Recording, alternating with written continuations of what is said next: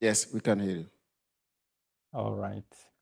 So thank you everyone for this time. My name is Guilain, as Jean-Baptiste mentioned it. I am from the Internet Society and I am looking after the IXP development. So I will go through a quick presentation. It's just for us to have a discussion, but generally it talks about what we are doing as Internet Society, but also the context of peering within Africa. So yeah, as I mentioned, interconnection in Africa, we will have a Zoom in West Africa, and then we will look at what we are doing as Internet Society. And if you have any question, probably I will wait for all the speakers to finish, and then we can have some presentation or some questions, sorry. So again, I wanted just to use a global view of Africa, massive continent, interconnected from the sea with some terrestrial fiber. From the picture, you can see that they are mainly sub-Sahara. We have kind of three main hubs. So that will be the West Africa hub. There is an East Africa hub, and then there is a southern part of Africa, which is also highly interconnected. And those are the places also where IP transit is very cheap, as you all know. There are areas where we need to put more efforts as a continent. That will be the Central Africa part, where we have Central Africa Republic, South Sudan. But when you look at globally as a region, Central Africa really would really be the region where more efforts needs to be put in place. We have islands, Cape Verde on the west side. We have Madagascar and the other regions around the Ocean Indian, but those ones are also well interconnected, I would say. So we have a continent that is well served in terms of submarine cable, fiber. Some places are well, some others will need some improvement. But what we are looking at here is really to see more infrastructure interconnecting the regions from east to west, and probably from west coast to west upwards of within the country. So what we need to see is more infrastructure going forward into the inland regions. As far as internet exchange point are concerned, we've seen some improvement lately, more exchange points in Africa, but again, we still have some countries without exchange point. But fortunately, we have good news. I think this year we will see probably 2 or 3 exchange points coming up in Africa. In the news, you will see, I think Niger is one of them. We're expecting a new one in South Sudan. But we still have some other countries also without exchange point. So when we dive a little bit in West region, so the West region is really well, infrastructure-wise, well interconnected, I would say. But when you look at the borders, this is where probably we have more challenges. So you have countries that are well meshed inside, but when it comes to crossing, it's very difficult. And it makes sense from a business perspective because those are very high, heavy investments, and most of the time people resort to using the submarine route because it is less expensive, it is already there. But we need to see more of the interconnection within the countries. We see a country like Cote d'Ivoire well meshed, but when it comes to crossing the borders, it becomes problematic. You only see 1 or 2, and then that drives high the prices of internet within the region because there is no competition. Liberia, you can see we have a lot fiber on this side of the border. We have less on this side of the border. So we have a fragmented kind of sub-region. globally. And this is reflected across many other countries also. So three main ways of interconnecting the region: submarine, cheap, already established, but also has its cons. High latency when you have to go to the sea to go to another country. We have terrestrial fiber, fragmented cross-border issues, but also we have these days low Earth orbit infrastructure satellites coming up, but again, limited in terms of bandwidth and also very having a very or less efficient in highly densely populated areas where you have limitation in terms of the resources that you can use in those places. But again, remains a solution. It remains a solution for remote areas, remote upcountry, rural areas, but it's one of the also option that we have. So in terms of regional infrastructure, I think you already know about Joliba. You have also VTS infrastructure. This is one of those are the two main probably development that we have in the sub-region of West that are trying to bridge the inland, because the inland is where the issue is, because this is where competition needs to be created. More infrastructure going inland means cheaper internet going upwards in Mali, Niger, Burkina Faso, and so on and so forth. So Mauritania. Those are the places where the internet really needs to go at a high speed, but also at a cheaper price. In terms of data centers, of course, internet really required data centers. The West region is really, I would say, improving in terms of having more data centers being installed, which is quite good.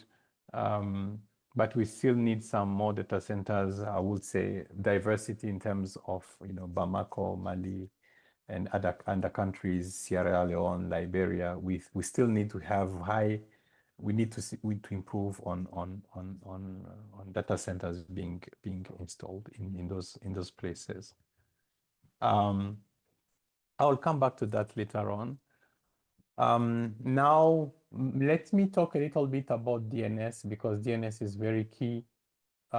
We cannot talk about internet infrastructure if we don't talk about DNS. So this shows that from a root server perspective, we have a number of them across the different countries. Of course, there are some countries that needs improvement, but in terms of route servers, I would say we kind of have the root servers installed within West Africa countries. In terms of Quad 9, this is a map that shows where Quad 9 is for those who are looking to understand what Quad 9 is. It's a DNS service, and probably Sarah will talk a little bit more about that, but we still have some presence as far as Quad 9 is concerned across the region, which is quite good. So let's go back to the Internet Exchange. Here, I want to bring to your attention that we still have some countries without an exchange point, but on the coast, we have exchange point. On the upper side, that will be Ouagadougou, Bobo-Dioulasso, Bamako, Niamey. We have exchange points that are there operating quite well. So what is required now is really to have a bridge. Can we have also exchange point in Bouaké, because that will be halfway in Talame, in Ghana, and other countries midway, so that also will kind of reduce the circuit that any network operator will have to cross to reach the coast or go upwards of inland more in Africa, in West Africa region. So that will be something really to look forward to as far as the West Africa is concerned. So in terms of infrastructure, I will look at four main things that are really important. The physical infrastructure up left, that will be more terrestrial fiber infrastructure. You've seen many countries, putting more mesh in their countries. This is very good. Intercity infrastructure is very, very important. We still also need to improve interstate cross-border infrastructure, because without that, we don't have resiliency, choice of routes in case there is a problem on the subsea, as it happens in the past months. And those options will give competitive market prices to reduce the cost of internet. In terms of IXP, I mentioned that we are still working with some countries which do not have exchange point, but we look forward to help them to put those exchange points.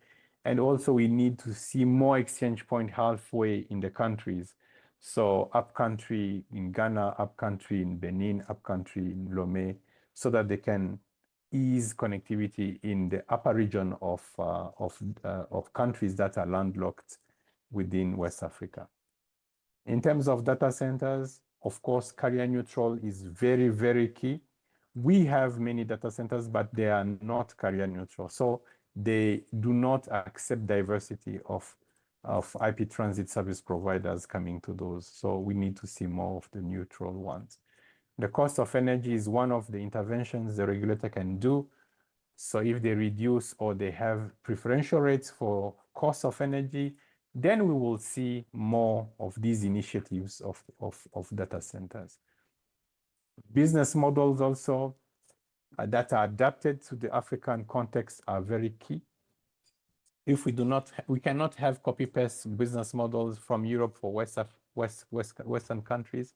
We need to see sustainable business models that work for Africa.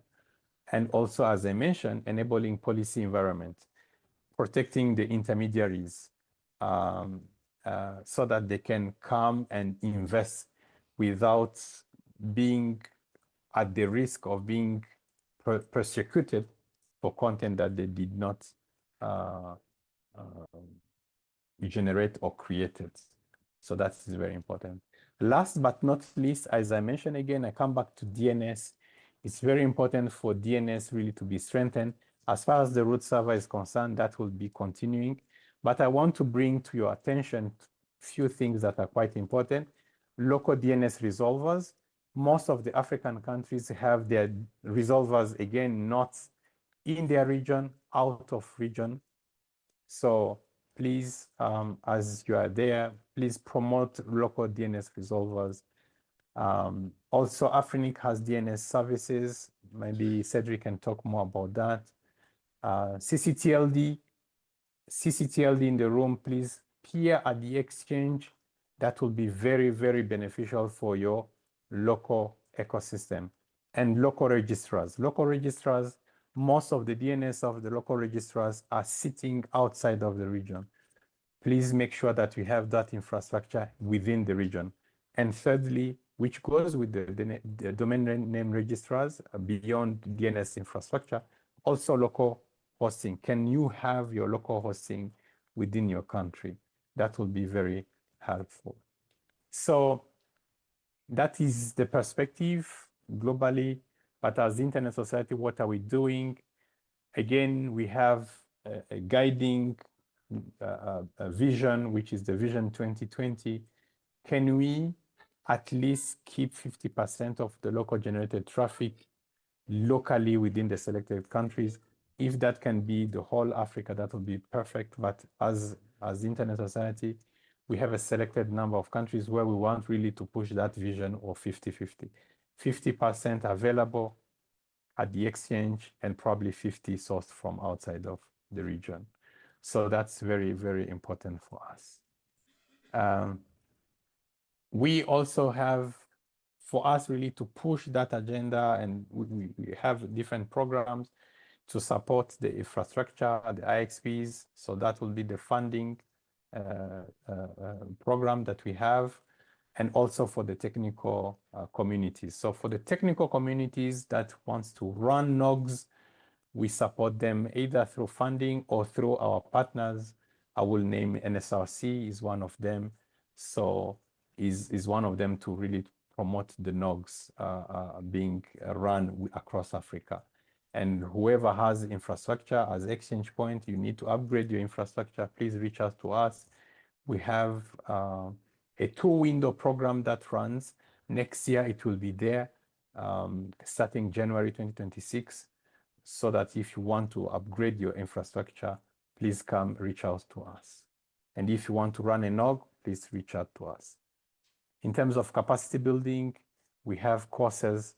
Please look at our website, internetsociety.org. On the e-learning platform, you will see a number of self-paced courses or also moderated courses that can be of interest. One of them is the IXP 2.0 course that touches technical aspects and non-technical aspects also. If you want to run a peering roadshow, visit our website. We have, unfortunately, that peering roadshow program is almost ending this year because we are at the end of the year, but reach out to us if you have any needs in terms of roadshow. Go to the website called Peering Roadshow 2025. You will see some of the different activities that we've run. This year we had 30 events, technical aspect workshop, best practices, and also one-day workshops, roadshows that are really looking at mobilizing a community. I think that will be it. If you have any question, feel free to reach out to us. But I will really re-emphasize the infrastructure aspect of it. Cross-border DNS infrastructure, that will be very key to establish that digital economy we are looking to see from